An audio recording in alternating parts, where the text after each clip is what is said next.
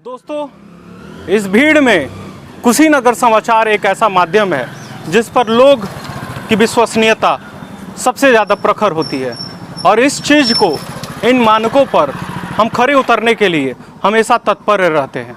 इसलिए वसुमता सीरीन के संस्थान पर आज हम आए हुए हैं।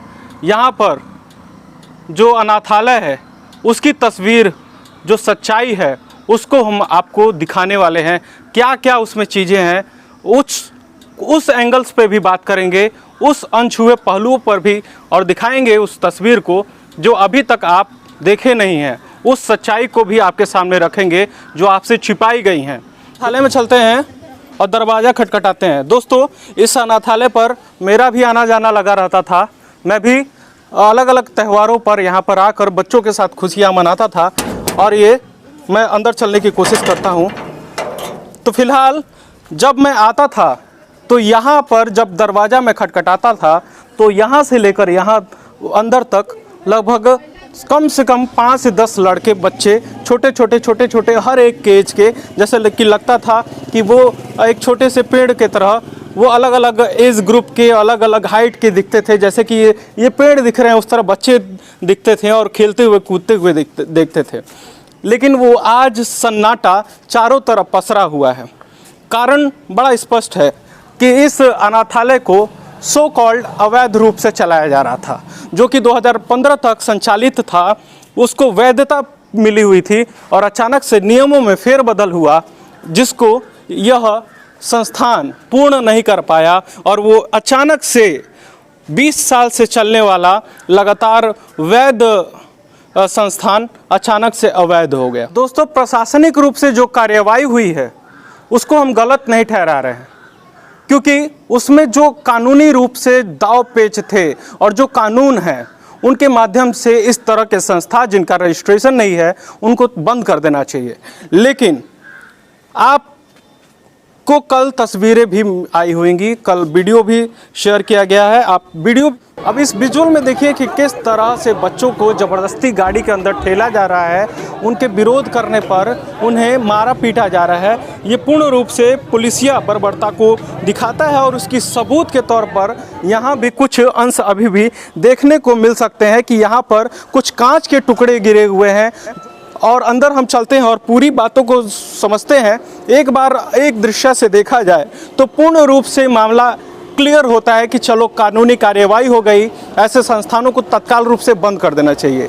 लेकिन एक हम इसमें एंगल ये तलाश रहे हैं कि जो संस्थान लगातार 25-30 साल से संचालित है, जिस पर रोजाना लगभग हर हफ्ते प्रशासनिक अधिकारियों का आना जाना लगा रहा, वो किसी फेस्टिवल पर यहाँ पर डीएम नहीं आए, कि एसपी नहीं आए, कि मंत्री लोग नहीं आए, कि सांसद नहीं आए, कि विधायक नहीं आए, क्या किसी भी ऐसे व्यक्ति पर, ऐसे व्यक्ति की निगाहें नहीं गई कि क्या ये जो अवैध रूप से चल रहा है संस्थान, इसका पेपर की जांच की जाए, इसको जांच की जाए कि ऐसा तो नहीं है कि जहां हम फेस्टिव मनाने आए हुए हैं, जहां बच्चों के साथ खुशहाली मनाने आए हैं, वो पूर्ण रूप से अवैध है। तब नहीं आया कुछ, अचानक से एक माहौल क्रिएट होता है और इस संस्थान के ऊपर कार्रवाई की जाती है। ऐसे समय में जब मामला कोर्ट में भी चल रहा है, कोर्ट में दायर किया गया कि 2015 में कुछ नए नियम कानून आए, जिसके माध्यम से यहाँ से बताया गया कि उस नए नियम कानून के मुताबिक यह संस्था कैपेबल नहीं है, इसलिए इन्होंने बच्चों को सरेंडर कर दिया कोर्ट के माध्यम से। लेकिन उस पर यहाँ पर जो रिप्लाई करने के लिए आया हुआ था महिला आयोग को, वहाँ से कोई भी रिप्लाई अभी तक कोर्ट को गया ही नहीं है। ऐसे में बाल आयोग की सदस्य यहाँ पर आई हुई थी और जांचों में उन्होंने पाया कि संस्था है वो पूर्ण रूप से गलत ढंग से चल रहा है या गलत ढंग से संचालित है। उन्होंने अपनी रिपोर्ट तो डाल के चली गई और यहाँ के जो प्रशासनिक अधिकारी हैं उन्होंने उस रिपोर्ट का हवाला देकर, ये बात अलग है कि वही प्रशासनिक अधिकारी यहाँ पर हमेशा आते रहे हैं और बच्चों के साथ खेलते रहे हैं और अपना फ़ोटो वगैरह सेशन करा के सोशल मीडिया पर डाल के वाहवाही बिटोरते रहे हैं, उन्होंने इनके ऊपर कार्रवाई कर दी। आपको हम तस्वीर दिखाना चाहेंगे। यहाँ पर कुछ प्रशस्ति पत्र रखे हुए हैं। प्रशस्ति पत्र किसके हैं? ये उत्तर प्रदेश पुलिस के प्रशस्ति पत्र हैं। ऐसे उत्तर प्रदेश पुलिस जिनकी बर्बरता की तस्वीरें आपने देखी है अभी। देखिए प्रशस्ति पत्र में क्या क्या लिखा है वो पहले हम दिखाते हैं, स्क्रीनशॉट में भी हम आपको दिखा रहे हैं कि उत्तर प्रदेश पुलिस जनपद कुशीनगर, श्रीमती सुश्री वसुमता सरीन, पति वसुमता, थाना कोतवाली पडरौना, जनपद कुशीनगर द्वारा वर्ष 2013 में सांप्रदायिक सामाजिक समरसता बनाए अपराध नियंत्रण करने में अपनी सक्रिय सहभागिता का निर्वहन किया है, जिसमें जनपदीय पुलिस प्रशासन की गरिमा में अभिवृष्टि हुई है। आपके उत्कृष्ट सहयोग के लिए पुलिस विभाग के द्वारा भूरी भूरी प्रशंसा की जा रही है। भूरी भूरी प्रशंसा करने वाला विभाग बच्चों के ऊपर बर्बरता करने लगता है अचानक से, तो ये मजबूरियों को दर्शाता है। अभी देखिए, ये अगर गलती से इन्होंने दे दिया है तो यहाँ पर हम आना चाहेंगे उत्तर प्रदेश महिला शिक्षा और सुरक्षा अभियान। उत्तर प्रदेश में महिलाओं के बढ़ते कदम, उनके माध्यम से सम्मान पत्र दिया गया है, उत्तर प्रदेश सरकार के द्वारा, अखिलेश यादव के द्वारा दिया गया है। ये देखिए, ये भी गलती से अगर हो गया होगा तो उत्तर प्रदेश पुलिस जनपद कुशीनगर के द्वारा ये भी प्रशस्ति पत्र दिया गया है, जिसमें नाम मेंशन किया गया है वसुमता सरीन को, और यहाँ पर पूरा डिटेल लिखा गया है और साथ में बताया गया है कि 2017-18 में इनकी सहभागिता रही है। ठीक है, इसको भी मान लेता है गलती से दे दी गई है। अब ये प्रशस्ति पत्र भी देख लीजिए, जो कि एक IAS अधिकारी के द्वारा दिया गया हुआ है। इन्होंने रिग्जान सैंपल नहीं दिया हुआ है, जो कि जिलाधिकारी कुशीनगर रहे हैं, उनके माध्यम से बहुत सारे कुशीनगर में उत्कृष्ट कार्य हुए थे, उनके द्वारा भी इनके कार्यों की प्रशंसा की गई थी, इनके संस्थाओं की प्रशंसा की गई थी। अब देखिए, लगातार पुलिस विभाग के माध्यम से ये प्रशस्ति पत्र दिए गए हैं उस संस्था को जिसको आज पूर्ण रूप से गलत ठहरा दिया गया है। कानूनी रूप से हम कह रहे हैं इस बात को एक्सेप्ट कर रहे हैं कि कानूनी रूप से इस संस्था ने उस मापदंड पे खरी नहीं उतरी है, लेकिन नैतिक दृष्टि से अगर देखा जाए, अगर हिस्ट्री चेक किया जाए, तो ये संस्था लगातार 25 बच्चों के लिए एक जीवनदायिनी थी, जो लगातार इनके ऊपर आरोप लगाए जा रहे हैं कि धर्म परिवर्तन किए जा रहे हैं। तो सवाल ये भी खड़ा होता है कि क्या उन छोटे छोटे बच्चों को जिनको झाड़ी में फेंक दिया गया, जिनको स्टेशन के कचरे के डिब्बे में फेंक दिया गया, जो अपंग हैं, उनको फेंकने से पहले उन पे धर्म के ठेकेदारों ने ठप्पा लगा दिया था कि ये इस धर्म के हैं, इनका अगर आप पालन पोषण करते हैं तो यही नाम रखेंगे। बड़ा सवाल यह खड़ा होता है धर्म के ठेकेदारों से कि अगर इतना धर्म का ठेका आपके पास है तो आपको इस बात की भी समझ होनी चाहिए कि जो पेरेंट बच्चे को पालता है, पोसता है, वो अपना नाम देता है, और इसमें कोई गलती नहीं है, इसमें कोई धर्म परिवर्तन नहीं है, यह उनका मौलिक अधिकार है। चलिए हम बात करते हैं इस संस्था की संस्थापिका, और जो बच्चे 25 बच्चे गए हैं उनको एक माता के तुल्य के तौर पर हमेशा केयर टेक करने वाली सरीन वसुमता जी से, इनसे हम जानते हैं कि पूरा मामला क्या हुआ और क्यों इतना ज़्यादा ज्यादती इनके साथ अचानक से होने लगी। पूर्ण रूप से मान लिया कि कानूनी रूप से आपने डिसीजन सही लिया है, लेकिन क्या इनको मौका नहीं मिलना चाहिए? क्या आपके पास इनके प्रति ऐसी शिकायतें मिली जो कि आरोप लगाए जा रहे हैं कि बच्चों का शोषण हो रहा है वहाँ पे? आज तक की ट्रैक रिकॉर्ड में आपको इनकी कोई हिस्ट्री ऐसे मिली जो इनके मामले पर संवेदनशील करता हो? चलिए, जो अनाथालय की संस्थापिका हैं सरीन वसुमता, उनसे बात करते हैं। उनके ऊपर लगातार आरोप अचानक से लगाए जाने लगे, जिनको हमेशा मातुल्य लोग मानते थे और उनको प्रेम देते थे, प्यार देते थे, अचानक से ये दुश्मन बन गई हैं लोगों के नज़र में। तो हम जानते हैं कि इन्होंने ऐसा क्यों किया और इनका इंटेंशन क्यों रहा।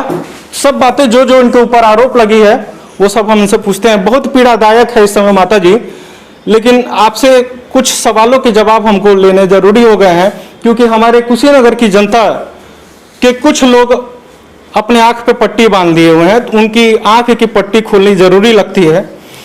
तो सबसे पहले हमको बताइए, कितने बच्चे यहाँ पर आपने परवरिश की है? सर 25 बच्चे हमने परवरिश की। 25 बच्चे किए। टोटल क्या बच्चों की, लड़कों की कितनी संख्या थी, लड़कियों की कितनी संख्या थी? लड़कियां 16 थी, लड़के 9 थे। अच्छा, तो सबसे पहले शुरुआत कब हुई ये बच्चों को अडॉप्ट करने की? सर इस नियत से तो मैंने ये शुरू नहीं किया कि अनाथ आश्रम हो जाएगा, क्योंकि ये मेरा ओन घर है। लेकिन ये मेरी परीक्षा थी कि मैं ऐसी परीक्षा में पढ़ी कि सोची कि अब चलूं कि ना चलूं, करूं कि ना करूं। मुझे अपना एक विद्यालय चला रही थी सिद्धवा स्थान में, 2001 की बात है।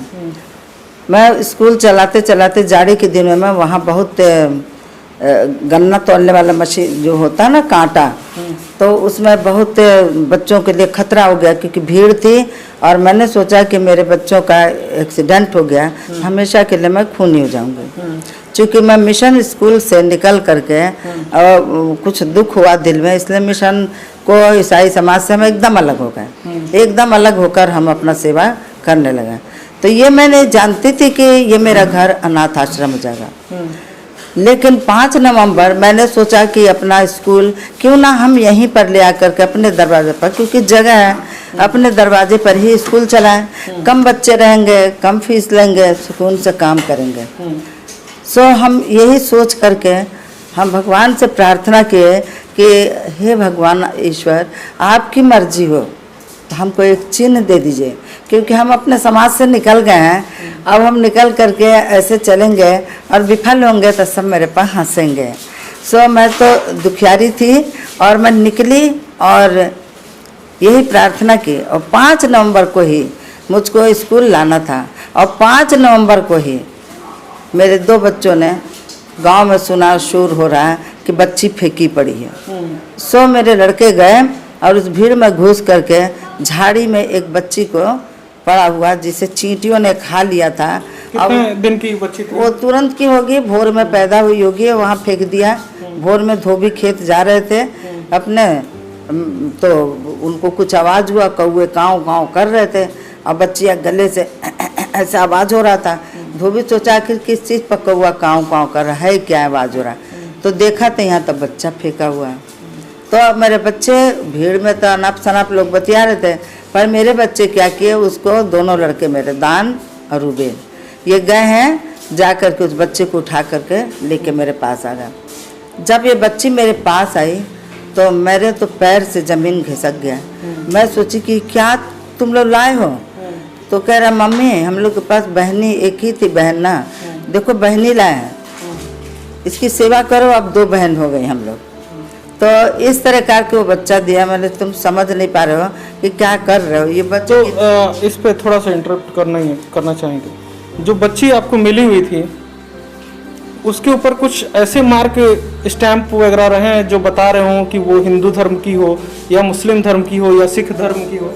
अब आप ही सोच सकते हैं सर, जन्मते बच्चे पर कौन सा प्रमाण होगा कि वो कौन से धर्म की है या उसका माँ कौन बाप कौन, ये कैसे हम जानेंगे? तो इसी तरह से बच्चे इसके बाद हमको मिलते गए। हमारी आत्मा बोली कि तुमने मूर्ख, तुमने चिन्ह मांगा था, इसकी सेवा कर। मुझे ऐसा महसूस हुआ अपने में, अंतःकरण में, और मैं उसकी सेवा शुरू कर दी। मेरे मन का नहीं था, पर डॉक्टर एस.एन. त्रिपाठी आज भी हैं सरकारी अस्पताल में, उन्हीं के पास लेके गए। उन्होंने कहा कि आपकी सेवा पर डिपेंड करता है, ठंड है इसको गर्म रखिएगा। और मैं उसको हर समय, उन्होंने हमको रुई वगैरह दिया था, लपेट करके तब कपड़े में उसको पैक करके और दिनों रात ऐसे लिए रहती थी। सोना तो गाउन पहनती थी, बटन खोल। अभी वो बच्ची की स्थिति क्या है? अभी वो बच्ची इंटर पास कर चुकी है। कितने साल? वो BA में है। कितने साल की हो गई वो 2001 से जोड़ लीजिए, करीब 20 साल। हाँ, लगभग 20 साल हो गए हैं। तो क्या उस बच्ची को भी लेकर प्रशासन के लोग चले गए हैं? जी हाँ, उससे भी। तो वो तो 18 साल से ऊपर है, उसको तो नहीं लेके जाना चाहिए, उसका अपना अधिकार है। क्या वो कह रही थी क्या कि हमें लेकर चले जाइए? वो क्या कहेगी, सारे बच्चे जैसे उन लोगों ने ये सुना कि हमको लेने के लिए आए हैं, बस वो बच्ची चिल्लाना शुरू कर दिए, सारे बच्चे छोटे बड़े, हम नहीं जाएंगे, हम नहीं जाएंगे। और महिमा को तो घींच कर, उसका नाम महिमा रखी मैं, और उसी के नाम से रजिस्ट्रेशन हुआ था, महिमा बाल आश्रम। ठीक है, नाबालिगों के केस में अगर बात किया जाता है तो यहाँ पर मामला ये होता है कि प्रशासन अपने विवेक के अनुसार उनको लेकर जाता है, उनकी कस्टडी देखता है, उनको काउंसलिंग करता है और उनको सही जगह पर उनको ट्रांसफर करता है। लेकिन बालिगों के केस में ये होता है कि बालिगों के केस में एक प्रशासनिक अधिकारी के सामने बयान दर्ज की जाती है जो कि रिटन फॉर्म में होता है। उसके आधार पर उनसे पूछा जाता है कि उनका स्वेच्छा से रहने का कहाँ है, और 18 साल से ऊपर हैं यानी कि बालिग हैं, वो अपना निर्धारण खुद कर सकते हैं। तो ऐसे केस में वो बच्चे जो 18 साल से ऊपर, कितने बच्चे 18 साल से ऊपर हो गए होंगे? हम सोचते 5 हैं, लगभग 5 बच्चे 18 साल से ऊपर हैं, उनको भी लेकर चला गया है और उनको भी शेल्टर होम में शिफ्ट किया गया है। तो बड़ा सवाल खड़ा होता है कि क्या प्रशासन के लोग इस बात से अनभिज्ञ हैं कि संविधान के आर्टिकल 20, 21, 22 के माध्यम से ये कहा जाता है कि सबको अपना मौलिक अधिकार प्राप्त है अपनी बातों को रखने का, और 18 साल से ऊपर अगर है तो उसके पास एक वैकल्पिक व्यवस्था, अपना एक खुद का निजी निर्धारण है। तो ऐसे में उस चीज़ को इग्नोर किया गया है प्रशासन के माध्यम से। और भी बताते हैं क्या क्या चीज़ें प्रशासन के माध्यम से कुछ छोटी छोटी गलतियां हुई हैं जिसको नज़रअंदाज करना एक बेवकूफ़ी होगी। तो हम ये जानना चाहते हैं, अभी इस मामले को लेकर हम बात करेंगे, लेकिन ये बताइए कि जब बाल आयोग की सदस्य आई हुई थी, क्या प्रायर उन्होंने नोटिस दिया था आपको आने से पहले? हमें कुछ नहीं मालूम। कितने लोग आए हुए थे उनके साथ में? उनके साथ कई लोग थे, कई लोग थे, जवान जवान लड़के आदमी थे। हाँ, वो थी, एक और मैम थी, ये 2 लेडीज थी और बाकी सब जेंट्स आए। कितने मतलब सदस्य की संख्या अगर देखा जाए तो कुछ एनजीओ वगैरह? हाँ, कम से कम 10 वर्ष, हमको लगता है एनजीओ होंगे वो, क्योंकि जब मैम से बात हो रही थी तो वो आदमी बार बार वो खड़ा होकर के अपने बोलने लग रहा था। तो हमारा बेटा बोला कि आप कौन है, तो बोला हम एक समाज सेवक हैं। हम जानना चाहेंगे कि जब ये लोग आए, जांच किए, ठीक है, तो उन समय बच्चों की यथास्थिति पर क्या प्रभाव दिख रहा था? उस समय जब ये लोग आए हैं तो इस तरीके से ये लोग आए हैं कि बच्चे घबरा रहे थे, बच्चे घबराने लग गए, क्योंकि आ करके नाम पूछने सीधे अंदर घुसे हैं लोग। देखिए, बाल आयोग की सदस्य हैं, इनको जुवेनाइल जस्टिस एक्ट के बारे में पता होना चाहिए। इनको अगर ठीक है आई, यहाँ पर छापा मारी, लेकिन ढेर सारे सदस्यों के साथ, कुछ प्राइवेट बाहरी लोगों के साथ यहाँ पर आई, जो कि पूर्ण रूप से जुवेनाइल जस्टिस एक्ट के अगेंस्ट है, क्योंकि बच्चे खुद ऑलरेडी स्केयर्ड थे, डरे हुए थे। उनके आने की वजह से, उनके इन्वॉल्वमेंट की वजह से और ज़्यादा डर उनके मन में व्याप्त हो गया। चलिए और बताते हैं कि इसमें क्या गड़बड़ियाँ हुई हैं। ठीक है, अब हम सब मामलों पर हम धीरे धीरे बात करेंगे, लेकिन जो जो पॉइंट्स है उस पर हम थोड़ा समझने की कोशिश कर रहे हैं। कल का सिचुएशन हम थोड़ा जानना चाहेंगे आपसे कि कल जब पुलिस प्रशासन आई, जब पुलिस के लोग आए थे, हमारे पास तो विजुअल्स हैं जो हम दिखा रहे हैं, वो पुलिस के लोग क्या वर्दी में आए थे या बिना वर्दी के आए थे? वर्दी में थे। वर्दी में थे जी। फिर बच्चों को उठा के लेकर जाना वगैरह कौन कर रहे थे? वर्दी वाले लोग कर रहे थे कि बिना वर्दी वाले लोग कर रहे थे? हाँ, वर्दी वाले लोग थे। तो यहाँ पर प्रशासनिक तौर पर दूसरी गलती और हुई है। जुवेनाइल जस्टिस एक्ट के माध्यम से इवन एक हत्यारा भी होता है, उसको गिरफ्तार करने के लिए अगर पुलिस को जाना होता है तो बिना ड्रेस जाना होता है, उस पर यूनिफॉर्म पहन के नहीं जाना होता है। आपको तस्वीरें दिख रही होंगी कि यहाँ पर यूनिफॉर्म पहनकर पुलिस गई। पहले से बच्चों के अंदर डर व्याप्त था और ज़्यादा स्केर्ड हुए, जिसकी वजह से आप देख रहे होंगे बच्चे किस तरह चीख रहे हैं पुलिस को देखकर। और तो और विजुअल्स ये भी आई कि बच्चों को जबरदस्ती ठेला गया, अंदर घुसेड़ा गया, अंदर नहीं जा रहे थे, विरोध प्रदर्शन कर रहे थे, अपने माँ से बिछड़ने का वो विरोध दर्ज कर रहे थे, नहीं जाना चाह रहे थे, तो उनको मारना पीटना भी शुरू कर दिया गया। तो ये अगला पॉइंट है, प्रशासनिक चूक यहाँ भी हुई है। किस तरह मारा पीटा गया कुछ आप बता पाएंगे? क्योंकि हमारे पास विजुअल्स जो आए हुए हैं वो एक ही विजुअल है जिसमें दिख रहा है कि बच्चे के साथ टॉर्चर किया जा रहा, मारा जा रहा है। पुलिस प्रशासन के लोग कह रहे हैं कि बाहरी कुछ लोग आ गए थे, गुंडे आ गए थे, जिनको मार पीट के हटाया गया बच्चों को नहीं मारा गया है? पुलिस प्रशासन के उपस्थिति में बाहर के लोग घुस ही नहीं सकते थे। हाँ, गेट बंद हो गया था। यहाँ से लेकर चौराहे तक पुलिस थी, तो अंदर कैसे लोग आ जाएंगे? आप ही बताइए। कोई बाहरी लोग यहाँ नहीं थे, केवल ये परिवार यहाँ। अब देखिए धीरे धीरे परत दर परत मामले खुलते जा रहे हैं। आमतौर पर जो स्टेटमेंट है पुलिस का वो ये है कि हमने रेस्क्यू किया है। शब्द पर गौर कीजिएगा, क्योंकि ये मामला रेस्क्यू जो वर्ड जोड़ा जा रहा है वो अपने आप में बहुत ही सेफ साइड गेम खेला जा रहा है। अगर रेस्क्यू किया जा रहा था तो आपको भी पता होगा कि रेस्क्यू वाले क्षेत्र में बाहरी लोग का प्रवेश किस तरह पुलिस वर्जित कर देती है। हमारे मीडिया के साथियों ने बताया था, हम घटनास्थल पर नहीं मौजूद थे, लेकिन मीडिया के साथियों ने बताया था कि उनको भी अंदर आने नहीं दिया गया था। तो विरोध जो हो रहा था, हमारे पास जो विजुअल आए हुए, बच्चे रो रहे थे, चीख रहे थे, चिल्ला रहे थे, उनका कंडीशन हम थोड़ा सा हमको स्पष्ट कीजिए कि उनकी स्थिति क्या रही। बच्चे आपसे बिछड़ने में उनकी स्थिति क्या थी? बच्चे छिप रहे थे, बच्चे भैया को मुझको पकड़ करके चिल्ला रहे थे, मम्मी हम नहीं जाएंगे, मम्मी हम नहीं जाएंगे। मम्मी कहते थे सब बच्चे मम्मी, क्योंकि मैंने ज्यादा से ज्यादा जन्म से ही बच्चों को पाला। उसमें एक विकलांग है जो हमको कोतवाली से। डेविड पे हम बात करना चाहेंगे कि डेविड एक ऐसा लड़का है जो विकलांग है। हमको लगता है कि उसके शायद हाथ पैर भी ठीक से नहीं काम करते हैं, और उसको आपने, चूंकि मैं यहाँ पर आया था पहले तो मुझे पता है कि उसको स्टेशन पे शायद पाया गया था। हाँ, स्टेशन पर फेंका हुआ था। तो स्टेशन पे पाया गया, तो उसकी स्थिति थोड़ी सी हमको बताइए कि वो किस कंडीशन में पाया गया था और उसका पालन पोषण आपने क्यों किया? क्योंकि वो तो ऐसा लड़का था जो कि आपके जो आरोप लग रहे हैं उसके माध्यम से आपके किसी काम का नहीं था वो जी, फिर भी आपने उसका सेवा किया। वो स्टेशन पर फेंका हुआ था, कोतवाली करा है। कोतवाली पर हल्ला हुआ कि लड़का आया, बहुत लोग लड़का पालना चाहते हैं, पर लड़के को जब खोला तो देखा तो इसका हाथ ही पैर नहीं है, सब चलेगा, कोई नहीं लिया। तब मेरे पास फ़ोन आया, तो मैं गई, मैंने उस बच्चे को देखा, बहुत तरस आई। हम जिनका हाथ पैर है उसकी सेवा करें, और जिसको मेरी सेवा की जरूरत, हम देख के कैसे चले जाएं। इसलिए मैं बड़ी ममता से उस बच्चे को मैंने लिया और मैंने बड़ी सेवा की, मालिश की, कैल्शियम दिया। होते होते धीरे धीरे इतना तक उसका हाथ आ गया था। उसके ना दोनों हाथ है ना दोनों पैर ऐसे ऐसे, पर वो भी मालिश करते करते करते करते अभी तो भचक भचक कर वो बच्चा चलना शुरू किया।